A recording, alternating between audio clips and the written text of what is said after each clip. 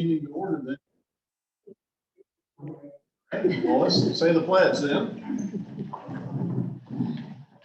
I pledge allegiance to the flag of the United States of America and to the republic for which it stands, one nation, under God, indivisible, with liberty and justice for all.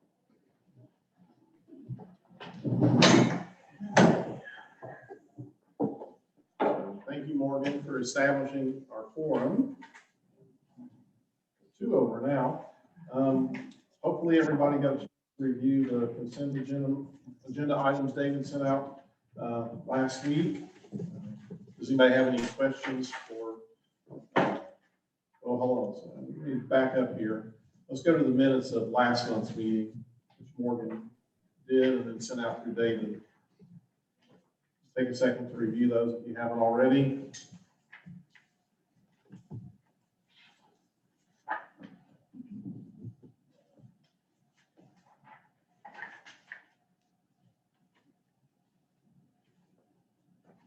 If there's nobody sees anything that needs corrected, looking for a motion to approve the minutes as printed. I'll make that motion. Okay, Christina, and then looking for a second. Second. Okay. Lisa, second that, and then all in favor, say aye. Aye. Okay, it carries. The financials were in the packet as well. Does anybody have any questions for David about last month's financials? Okay.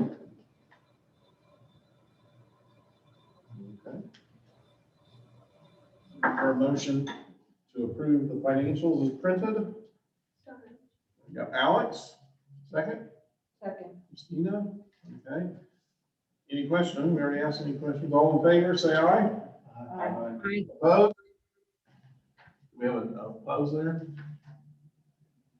I guess the motion still passes. Yep. Okay. Nobody Motion votes. passes.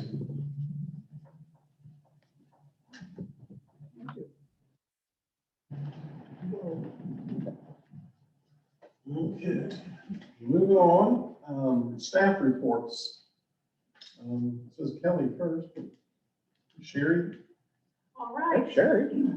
Hello. Sherry. In person. I'm with the Family Nutrition Education Program, for those that might not be familiar with me.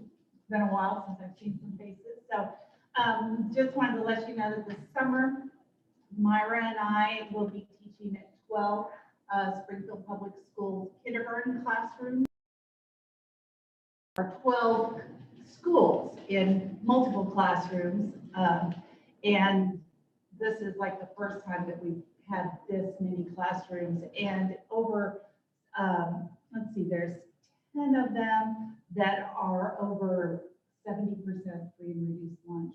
And as you know, our program is funded through the SNAP Ed program, and we're required to go to lower income schools. And so this is kind of a big deal for us to have so many of these free and reduced, higher level free and reduced schools that we're going to be servicing. We're hoping that, you know, it will lead to maybe doing other classrooms in the future. So it's a really great opportunity that we're really proud of, that we got our foot in the door with them.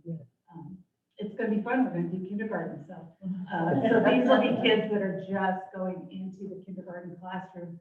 So many of them have probably been in preschool or Head Start, but it'll be lots of fun. We'll do some taste tests and some physical activities, and we have a good time.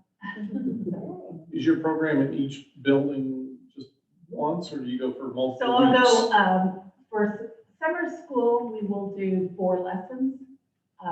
They're 30 minutes for each classroom. So, And all in Springfield Public in Schools? Springfield, yes, yes. Myra is partnering with our Lawrence County FNEP gal and doing some classes in Miller in June. But in July, she'll be helping me out with Springfield. Well, thank you for that. Nice to see you in person too. Yeah. And Myra's not here, so is Kelly online or not with us? No, I'm not sure. I'm not sure. I know Amy is on vacation today. Okay. And, well, Amber? Okay. For those who I might not have seen virtually yet, I'm Amber Allen. I'm a Human Development and Family Science Field Specialist. And the updates I have is we have a Taking Care of You Stress Management course coming up June 9th. It'll be 4 Wednesdays from 3 to 5. And so I know I sent that flyer out, but if you please appreciate, send it to your sphere of influence so we can have more people register. Also, I'm already kind of semi-trained in it, but one of my colleagues got trained in how that stereotype hurts, which is teaching about stereotypes and how to handle those situations and stand up if you are uncomfortable in a situation. And so June 15th, I'm doing my first virtual class co-facilitating with my counterpart, and then we'll go from there and scheduling them throughout the state. Also, I've started a partnership this month, and we'll go for the next 5 months with Great Circle, teaching soft skills to their youth transition out of foster care. That's probably a program that's needed. Yes. So those are 18-year-olds who are just 18 going. to 21. So our first week we talked about attitude. So that was my intro to them. That probably was my favorite class though. But yes, it's very much needed, and they were excited to have me. It's always good to have an attitude of gratitude. Yeah. Okay. So I guess we're up to David then. I guess so.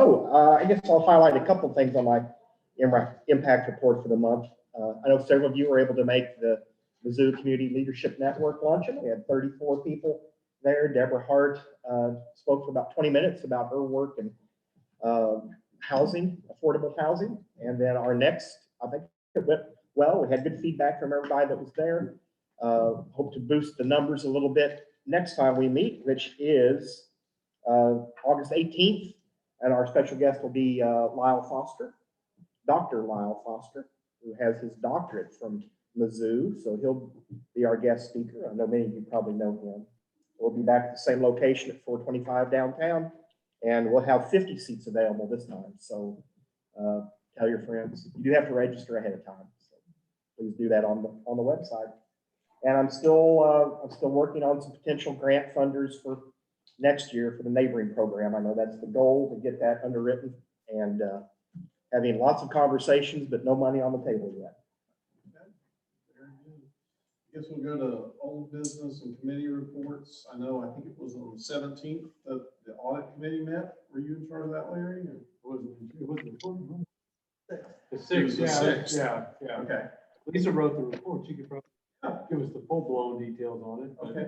And How about that? it's in the financial packet too. Right.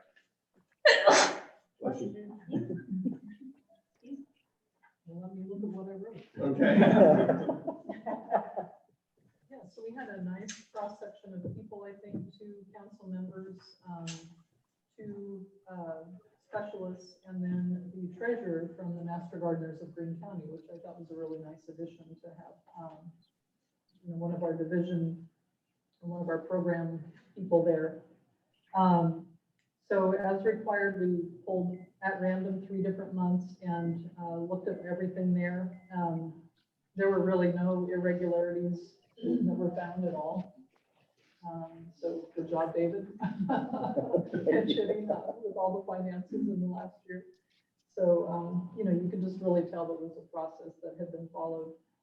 And even before we did that, we talked a little bit about just kind of how the transition had gone from having an office manager doing all that, and the protocols that were put in place, and some of the safeguards with deposits and things like that. And it just all made a lot of sense how things were set up.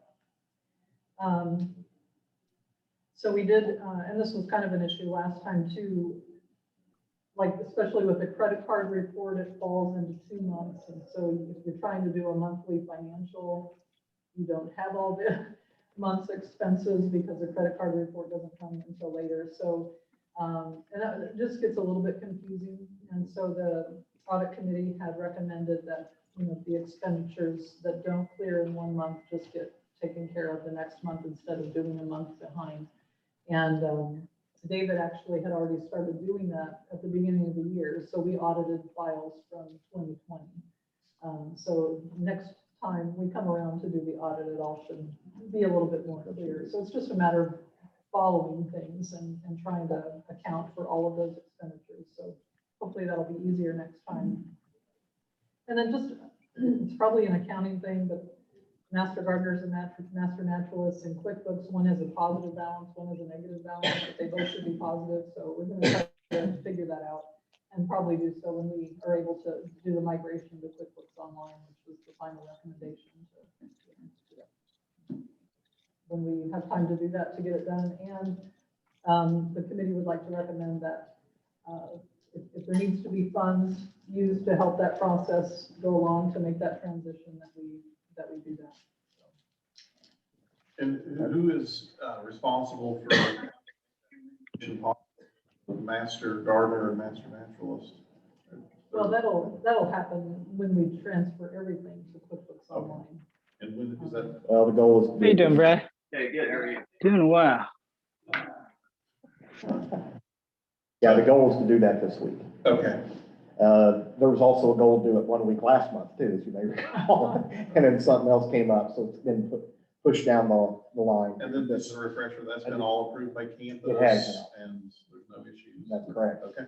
That's correct. And And so we think that'll all the issues. solve a lot of issues. That'll help a lot. And Okay. it's much more user friendly. I think some of the struggles David's had, with the desktop QuickBooks version, they're going to be a lot simpler. I know this isn't pertaining directly to the audit, but when we switched to the QuickBooks Online, you had talked about potentially exploring having a CPA or an accountant help with some of that reconciliation. Where's that at? I think we talked about that a little bit in the audit committee meeting as well. I don't remember if that was one of the official recommendations or not. But when we get it migrated over, I think that's still on the table. Once we get that set up, then an accountant can access that. Up to five? Up to people? five. Up to 5 people? And so I think that would make a lot of sense, giving it an extra monthly check, so to speak. And it would help take a few things off the table as well, as far as my responsibilities. So Good. But I think That's an the goal. accountant to get it set up right to start with, I think it's going to be pretty intuitive and fairly easy once you get it set up. But I would just want somebody to look it over and make sure it makes sense. we have to have that in place, and we'll have those accounts and Yeah. things. So Well, when that happens, let us know what the recommendations are, and I'm sure we'll get that taken care of. I'm sure we'll have a quote and a contract to consider at the time. Okay. And then that was submitted to Jay Chisholm on the 17th, Yes, and then did he reply or? he has not replied, but it's on file. They have to have it on file at the regional office. Okay. It was a great committee. They showed up early, worked hard. I don't think we were here much longer than an hour and a half, maybe. Hour and a half. Okay. So they did a great job. You want to talk about the council leadership training and how that went, David? I can, or I may put Christina on the spot, her and Aaron. They're both on today, and so they participate in that a lot. And so they might have something they'd like to share about the council leadership training. Aaron's online, we can hear him. David, I'll go ahead and say that I appreciate you allowing me to speak since I missed one of the 3. I think that gives me a 66.6% or a D, maybe a D plus if you round up for attendance at least. But I really enjoyed it. I felt like that it was, I really learned a lot, and I think I can speak for everyone else that was there, in terms of the history of the land grant university, how that relates to the extension model. I'm a 2-time Mizzou alum, and I'm in higher ed for a career. And I have to say, I learned a lot of stuff I did not know the specifics on. And then plus, I felt like a lot of the goal of kind of thinking about what the extension could look like in a few years was really a great way to preface all of the conversations. So I had a great time and really appreciate everyone for putting that on. Thank you. Thanks for being there.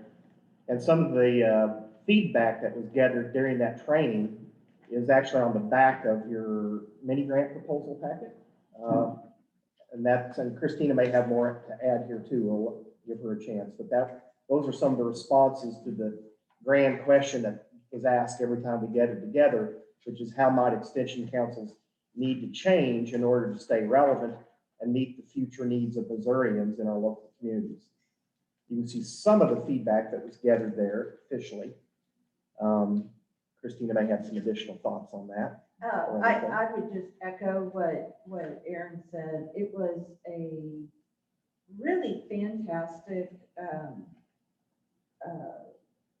session. I really enjoyed the conversations, not only between us, but also with the Lawrence County members who were there and talking about the differences in our councils and in the services that we provide based on the different groups of people that we serve. I highly recommend it. I've been through a master's in public administration, and I just thought it was every bit as good as some of the classes that I had as far as the conversation and the concepts are things that we can use in everyday life, not just here on the board, but particularly thinking strategically and challenging the process and working with others. I really, really would stress that if people can go, if it's offered again, people should go to it just to have the opportunity, not only to hear the information, but just to talk with the other board members from other areas. Yeah. It was really good presentation. The plan is to offer it every year. That is the plan. And there was a lot of conversation around challenging the process, which Yes. Greene County Extension Council had a long history of doing. So, so I think Lawrence had a lot of questions. There were no challenge. There was some interest. Very good. Thank you guys for the update on that. And then I guess we're gonna switch to new business, mini grant proposals this month. I guess we have the pilot, the neighborhood grant program, the ag tour for this fall, and the national, yeah, those are National Good Day. No, that's a different thing. That's a Let's different- go with the mini grants first. That's a different thing. Yeah. Just two proposals this month in the mini grant process. And again, looking at our funding, even with both of these approved, then the council still has $19,400 in that mini grant fund for the rest of the year. So proposal number one is actually what would you call it? A sub mini grant or a mini grant from a mini grant proposal to be used in the pilot neighborhoods that we're working with. There are 8 pilot neighborhoods, and we have connectors in 3 of those 8. But that leaves, the others with no connectors at all. And so an idea was to propose these mini grants that could only be used there in those neighborhoods. About a $250 grant that an individual can apply for. They have to apply for those monies to be used on some sort of neighborhood project or event, and they have to apply with another neighbor. They can't just apply and say, I'm going to do this by myself. They need to involve another neighbor in this as well. So the $250 may not fully fund an event, and that's not really the goal. The goal here is really to dislodge some leaders in those neighborhoods and find out who has more than just interest in reading a newsletter, but has an interest in getting involved and seeing if we can't develop some connectors in each of those neighborhoods. What do you mean by connectors? And that's a term that is used by John McKnight in asset-based community development, and they talk about connectors in neighborhoods are people that connect. Yeah, but you see it show up in different ways. Maybe they're the ones that they're walking every evening and they know everybody on the street. They're the one that invites people to things. They're the spark plug that gets things going. And one of the reasons that's so important is whether it's a city or an organization, you come into a neighborhood and say, we're going to do this event. And that has a very low level of participation usually when it comes from the outside in. And it certainly takes a long time to establishing trust. But if you have a connector, somebody in the neighborhood that's driving the conversation, that really gets things going a lot faster. And there's already a level of trust there. We've seen that even in the initial mailing we did with the program that has a survey in it that we are using to help create the neighborhood directories. So the first mailing went out, and that is to 724 homes, and we had exactly 0 surveys completed. Oh, wow. 0. And so I took half of those neighborhoods, the ones that had connectors, and sent them a separate publication that had the survey information on it, and asked them to deliver it door to door. And that then in one of the neighborhoods, almost 30% of those responded to door to door. The others have been around 10 to 15%. And another one, there was few, but they've invited me to come to a neighborhood meeting this week on Thursday to tell them what this is all about. So different levels of trust there, but the more you can have it based on somebody in the community doing it, the better results you're going to have. Where are these 10 neighborhoods? Yeah, can I recall them off the top of my head? Actually, Lisa's neighborhood is one of them, Vintage Hills, Vintage Hills Community. which is in the county. Rankin Acres, which is out near Republic, but is also in the county. The village of Brookline, which is technically in the city of Republic, but they feel ostracized. Yeah, they've always been kind of second Yeah, cousins out yeah. there. And now Amazon's moving in and they think everybody's gonna buy their homes and tell them to leave. That's kind of the consensus there. Stony Creek, which is a Republic neighborhood, Serenity Valley, which is in Ash Grove, the Meadows, which is over by the airport. And I'm not sure if that's in Willard or if it's in the county. I'm not sure. Legacy Hills, which is in North Springfield. It's a Habitat for Humanity neighborhood. Okay. And then I know I'm missing another one or two. That's There's okay. another Habitat community in Center City, Springfield, middle of Springfield, that's included as well. And I still feel like I'm missing one or two. I don't remember how many I did that said now. Are those all single family neighborhoods? They are. This is kind of the experiment, I guess, to what lessons learned and what works and doesn't. And they're all very, I would say, socioeconomically diverse. Probably the higher end one probably has 200 homes are probably 250 to 300,000. That's the highest end one. Down to the lower end. And I think the largest one, Vintage Hills, is probably the largest with about 200 homes. 240. 240. So that's far and away the biggest, because the next biggest has 90. Most of them are in that 60, 70 range. And differences, and some with HOAs and some without. So this is all kind of different things to navigate and see. This is a pro, this is a con. And one of the neighborhoods that has an HOA is very much a con so far. I walked that neighborhood and handed out flyers because I didn't have a connector, handed out the newsletter. And everyone who thought the HOA was involved in this was angry. Wow. They didn't want anything to do with the HOA. And so I could see that was a negative. It was good to be able to say your HOA has nothing to do with it.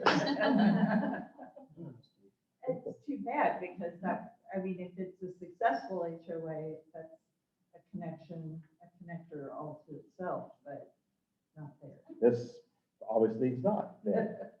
Yeah. So, and there's going to be some opportunities, I think, here coming even in this year and next to do some additional research. So we'll see. The goal would be to have some publishable research out of all this, and then some information that'll help guide future endeavors. Is Anybody have any other questions about the neighborhood mini grant application program that David wants to, it's like, it's kind of like a subset of the mini grant? Any other questions? Okay, no questions. Can we get a motion to approve this new pilot neighborhood grant project, mini grant? So moved. Alex, okay, second? Larry, okay. Any, this is no additional questions, we're already up. All in favor, say aye. Aye. Opposed? Aye. Aye, okay. Got aye. Yeah, the motion passes. And then you got one more here, David. Yes, The and Morgan- Ag tour. And Morgan Ash reminds me on chat that the other neighborhood is McAl neighborhood. McAl. I think I'm saying that correctly. It's MCAL. So, and that's one that Morgan has helped me with and connected me with as well. And so the Commission Ag Tour, that's been an annual event until COVID derailed it last year. There have been a couple of years where we've had a sponsor for the shuttle that is used for that, the Fisk shuttle, which is around, in the past has been around $850. I don't know if the rates have gone up or not. We do have a date set, September 3rd. Yep. Friday, September 3rd, and since it's a Friday, we're going to try and invite some legislators, I would assume, as well. Okay. And so we're starting with that one limo or that one shuttle. We'll see if we'll need more. But that's assuming we don't get a sponsor to underwrite it. That's embedded in there, as well as lunch costs at Turner's Station. That's going to be our stop this year. What you're saying is even if we approve this grant, the funds may not be spent for it. That's the case with all of these, including that neighborhood one. We may not get 10 applications, but if so, yeah, if we get a sponsor or help, we could come in under this. This would be our maximum dollar. David, just because I'm a newbie, sorry. Yeah. Is this something that the council participates in, or is this something that the legislators and the county officials? I'm a little unclear. What is this? Well, it's always something we can adapt and change to. It began 5 or 6 years ago when the county commissioners asked Extension to put on an ag tour. So it's for like the county representative or county Okay. council members, It's for the county, the primary county audience. commissioners. Yeah, primary audience has always been the county commissioners. And then several years that has included other county office holders that have come along, as well as some news media. And then there are times we've had people from Springfield Chamber of Commerce, City of Springfield, others that have joined us on that tour, kind of depending on how many seats we had left in the shuttle and things. And this year was the change is to have it on a Friday and invite some legislators as well. We tried to, well, we stuck kind of around 25A because that's how many the shuttle would hold. But 2, you start getting too bigger. Some farmers get a little goosey about having that many people on their property. So Billy Long, or the representative here, has always done a big ag tour, and I don't know how many people go on that one. About 50, probably. 50. It's bigger, and I know sometimes they've had some farmers that didn't want to be included because they didn't want that many people there. You know, so I've only been a participant in one of them, and I thought the extension got a lot of really good publicity out of it as well. So I think it made it staff members. I don't remember if there were council members there, but I know there were several staff members who really took a predominant role in each of the stops. So I think that's really good for the extension as well. Well, one of our, I'm sorry, go ahead. I was just gonna say, and when I was at the chamber, they talked about the point of the whole tour being to promote what was going on in the county in terms of agriculture for those that might not be as familiar with it. I think, you know, it's just Springfield and other communities, it was to show off some of that. And again, I've only been part of one, but I know that several different news outlets picked up stories from each of those stops to really illustrate what was going on in the various stops. And they're very diverse types of stops, all the way from, I think one was a cattle farm to Highland Dairy. Yeah. And so it's very diverse set of stops. That's always been one of the goals, is to make it, to show off the diversity of agriculture in the county, because there is a lot of diversity. You know, people don't realize takes place here. So, and we tried to kind of, the first year we were kind of all over the county, then we learned that was too much driving time. So we kind of zone it now. And so this one is zoned more in the Stratford area a little bit.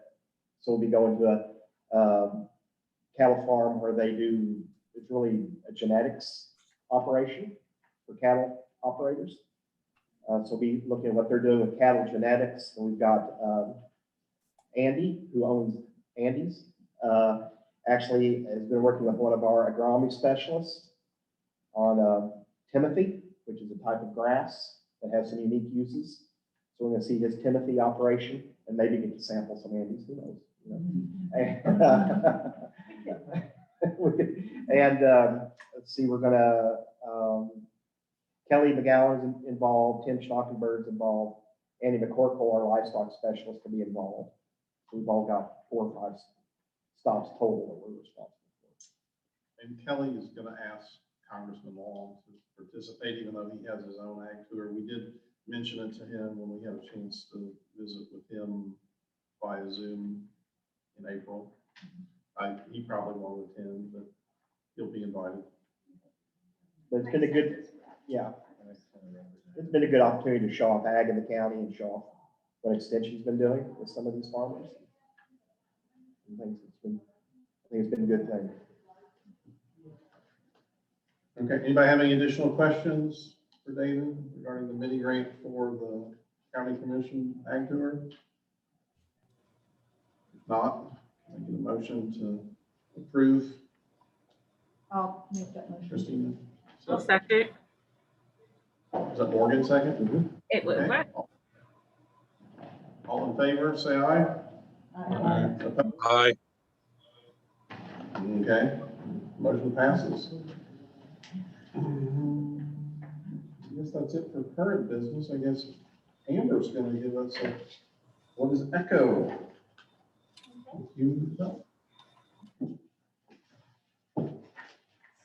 Trying to see everyone with the computer. Hopefully they can see my PowerPoint as well. I'm trying to make eye contact with them on that. I don't know how well that's going to do in the hybrid, but we'll try. So, is anyone familiar with ECHO? Before I get started? Okay, perfect.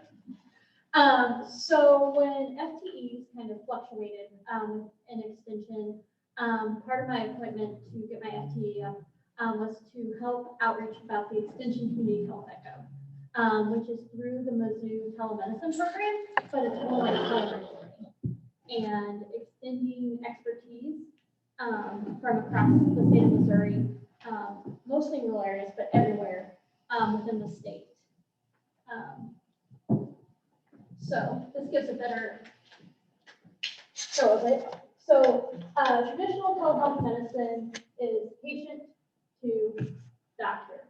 With ECHO and telementoring, we have the hub team, so the expert team, and then the learners, which are primary care providers, but that's very broad. It can be practitioners, doctors, social workers, school personnel, and then it gets the information to the patients. And so each ECHO that we have, there's 4 going on right now from 12 to 1 today. That gives you from hypertension to hepatitis to asthma is going on right now. 12 to 1, and there'll be people across the state engaging in 30 minutes of some sort of lecture, and then 30 minutes of a case study in real time of what should we do in this case study and learning from each other. Apologize, I don't have a clicker. So this is just kind of the synopsis of what I've been saying. We talk in acronyms, so it's Center for Community Health Outreach, but if you hear anything about Show Me ECHO, same thing.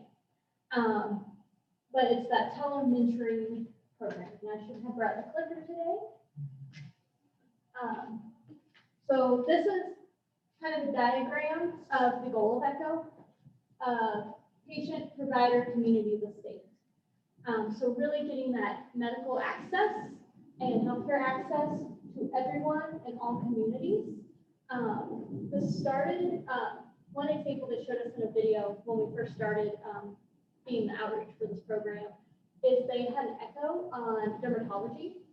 and we're talking about melanoma. One of the public health providers that was on that echo worked in a health department in a rural area, but because of her echo, she noticed something on one of her patients, and she couldn't diagnose, but she was aware enough of the information through echo to say, this could be melanoma, you need to get, and here's some additional resources because of some case studies, and it turned out it was, but had she not had that knowledge through echo, she would have not been able to get that information, and there could have been more tests, more information that needed to happen. Thank you. So these are the current echo topics. We're up to around 30 just this year. Veterinarian echo is a new one this year, so even getting to the veterinarian side of medicine, doing a lot of livestock information. Suicide prevention, that one started about 3 months ago, and in the first day, there was about 150 people in the state that had signed up to attend that echo. I attend the Head Start one pretty regularly to get information about early childhood education, and then trauma-informed schools, and then COVID, they did them in real time as COVID was developing to get that information out to the communities.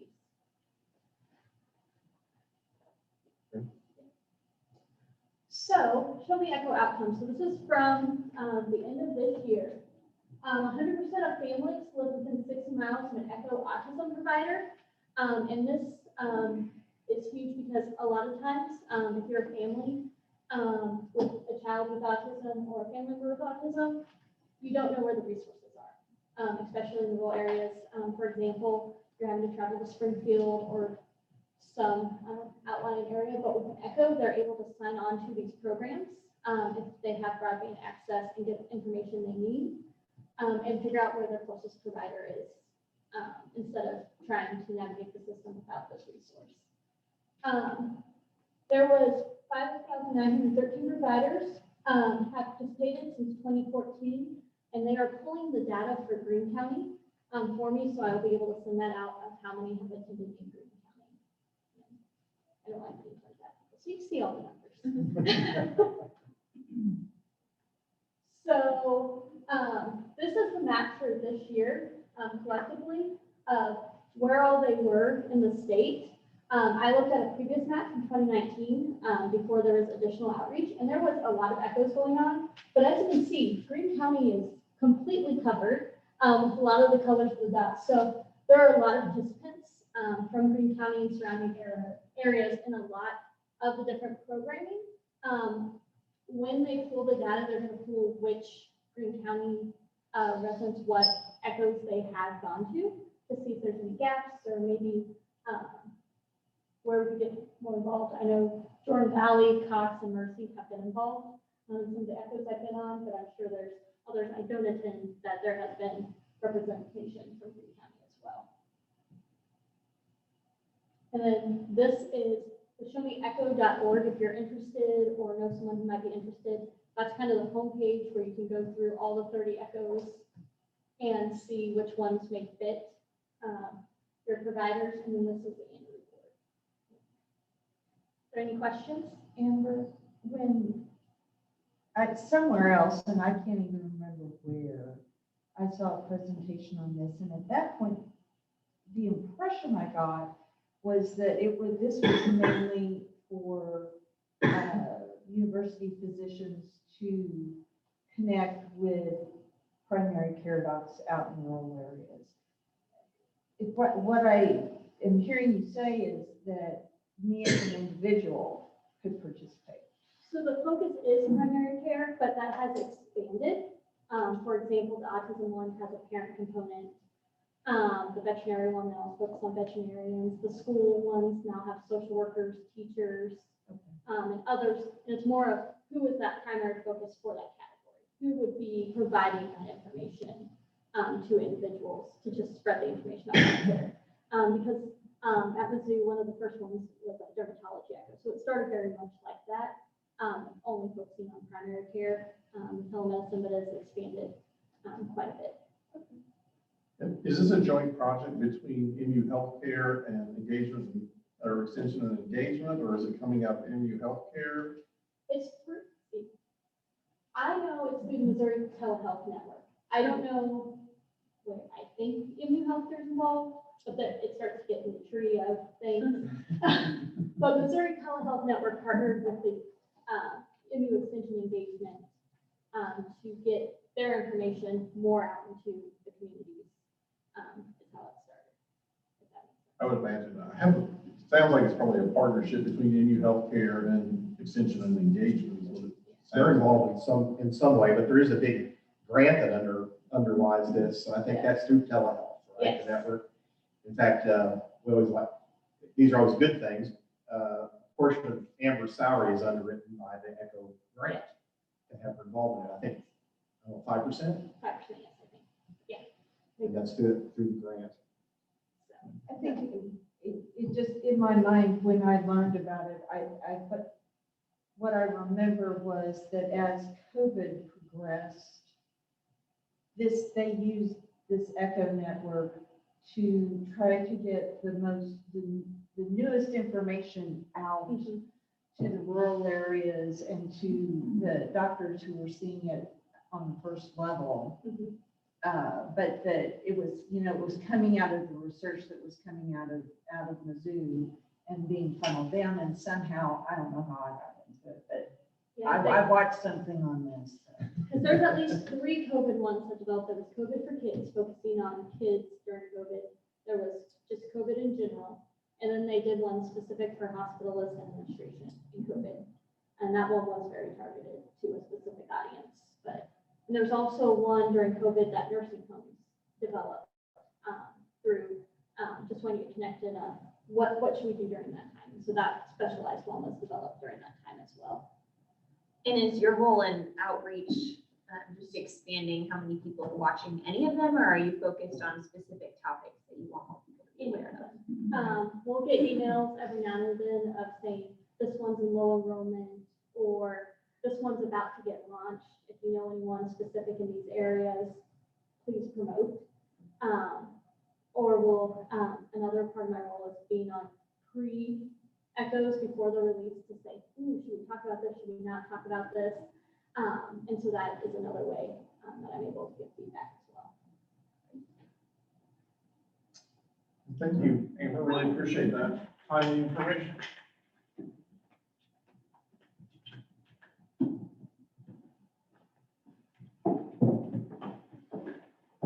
Well, we don't have a need for closed session today, so with that, our next meeting, when's the day in June, David? Oh, I'm sorry, I didn't get on there. It's always the last Monday of the month, except in May.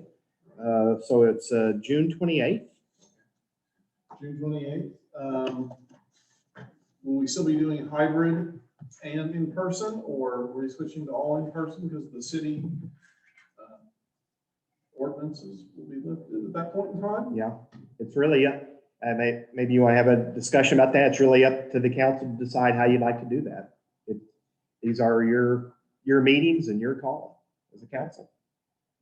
Does anybody have any thoughts, provide input regarding continuing having meetings the way we've been having them, or switching back to the way that we always did them in the past in person?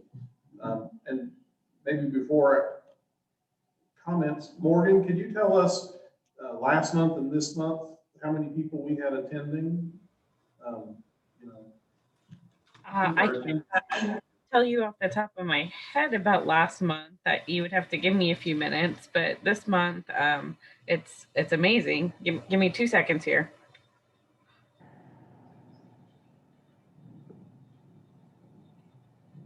So this month we have 16. It seems like last month was pretty good attendance too, but I would have to go back and look. 14 last month is what we had, 14. So this month's even better. And how many? Out of 22, yeah. Yeah, we got more. It appears that having virtual and in person drives attendance up. I would maybe recommend still doing hybrid, at least through the summer, because that way if people are traveling, they would still be able to join in. even if they are on vacation or elsewhere. There's a lot of, I know, pent-up vacation time that people are trying to use, so it would be nice to have that option if someone isn't in town. I can speak from Zoom land that just from a work standpoint, sometimes logging in on Zoom allows me to have back-to-backs. But if I had to drive, it might make it more difficult. So I support the Zoom through summer. Allison, And who was that? I couldn't see. that was Allison. Allison? Yeah. I just couldn't see that far. And a thumbs up from a couple others there. So Sounds like a good recommendation. if you're able to come in person, we love seeing you. Yep, why don't we just do that? Face-to-face. You know, we're gonna keep it the way it is unless, you know, somebody has a real problem with that. Let's do that through the summer and see what happens. I like having more people's better than fewer. Yeah. That's good. Let's do that. And, there won't be any meeting in July, so then we'll just. Right, June and then August. Yeah, okay. We'll do that. And this was a very well-run hybrid meeting, by the way. I was very impressed. Good. I don't know that I've been on a hybrid meeting, I've just been all in person or Zoom, so, good.